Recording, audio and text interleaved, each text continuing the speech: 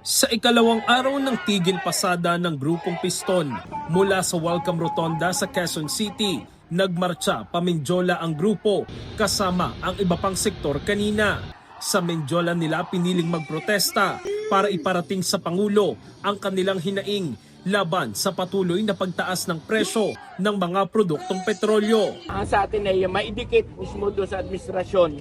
Baka hindi naririnig yung ating panawagan. Kaya ang natin na idikit na mismo sa paanan ng Mendiola. Dapat nga, hindi lang sa paanan ng Mendiola eh. Kung papayagan nga tayo hanggang doon sa gate ng Malacanang mismo, sa gate 7, at gusto niya makipag-usap, harapin natin siya para malaman niya yung konkretong kalagayan ng mamamayan.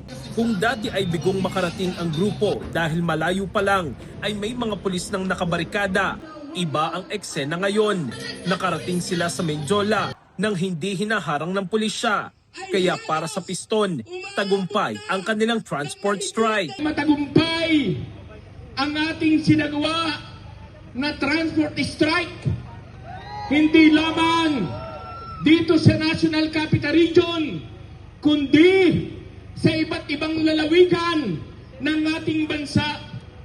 Hindi lamang ang mga jeepney, kundi kasama natin ang iba't ibang muda ng pampublikong transportasyon at ang ating mga commuters at ang ating mamamayan. Dapat mag-away. Hindi tayo dapat mag-ano-talo. Pare-pareho tayong Pilipino. Opo. Papayagan po namin kayong magprograma. Sunod lang po tayo sa kaisa.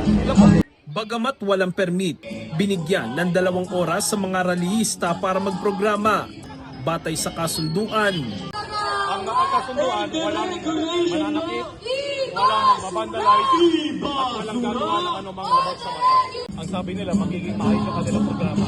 bukod sa pagbasura sa oil deregulation law at pagtanggal ng buwis sa langis, ipinanawagan rin ng mga rallyista ang 5 pisong taas pasahe. Ibalik sa 55 pesos ang presyo ng mga produktong petrolyo at 1,200 pesos na nakabubuhay na sahod. Sa tansya ng Piston, nasa 1,000 ang nakilahok sa programa. Kapansin-pansin naman na karamihan sa mga ito ay kabataan. Nakiisa rin ang ilang miyembro ng Makabayan Bloc.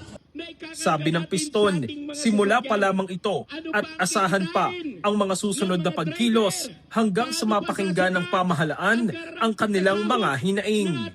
In the heart of changing lives, ako si Brigada Jigo Custodio ng 105.1 Brigada News of Manila, the Music News Authority.